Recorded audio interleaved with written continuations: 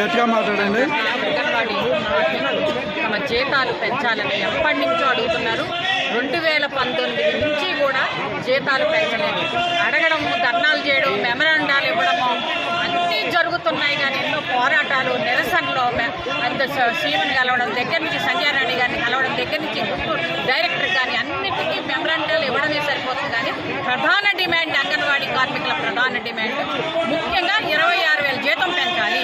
పక్కనున్న తెలంగాణ, అనేక రాష్ట్రాల హర్యానా, పంజాబ్, తెలంగాణలో కూడా అన్ని జీతాలు పెంచారు, అనేక సౌకర్యాలు కల్పించారు.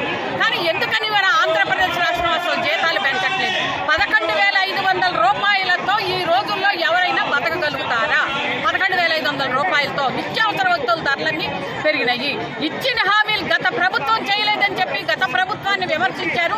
మేము ఎన్నికల హామీలు అనేకం ఇచ్చారు. మేము రాగానే జీతాలు పెంచుతామన్నారు, అనేకం చేస్తామని చెప్పి హామీలు ఇచ్చారు. మరి కూటమి ప్రభుత్వం ఎందుకని చేయటం లేదు? 4 సంవత్సరాల వరకు మేము మెయిన్ సెంటర్లో, అంగన్వాడీ మెయిన్ సెంటర్లు ఇచ్చేస్తాను చెప్పి మినీ సెంటర్లు కొంత మార్చారు. అది కొంతవరకే, కొన్ని చిన్నవి అన్నీ చేసి మెయిన్ డిమాండ్లు ఏంటి అనేది జీతం పెంచట్లేదు.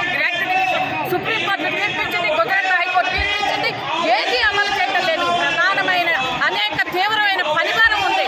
సాసా దగ్గర నుంచి, అపో దగ్గర నుంచి అనేక ఐడీలు, మళ్ళీ మాతృవందన యోజన పథకం కూడా మళ్ళీ అంగన్వాడీకే పెట్టారు. మళ్ళీ సంఘమిత్ర అన్ని ఇలాంటి ఎన్నో కూడా యాప్లన్నీ పెట్టి తీవ్రమైన పనిభారం పెరుగుతుంది. కూటమి ప్రభుత్వం వచ్చిన తర్వాత ఇంకా యాప్లు పెరిగి పనిభారం తగ్గించాలి, రాజకీయ వేధింపులు తగ్గించాలి, రాజకీయ నాయకులు జోక్యం చేసుకుని అధికార వేధింపులు తగ్గించాలని చెప్పి పనిగా డిమాండ్ చేస్తున్నాం. మేము ప్రధానంగా 26,000 రూపాయల జీతం డిమాండ్ మేము ఆశిస్తున్నాం.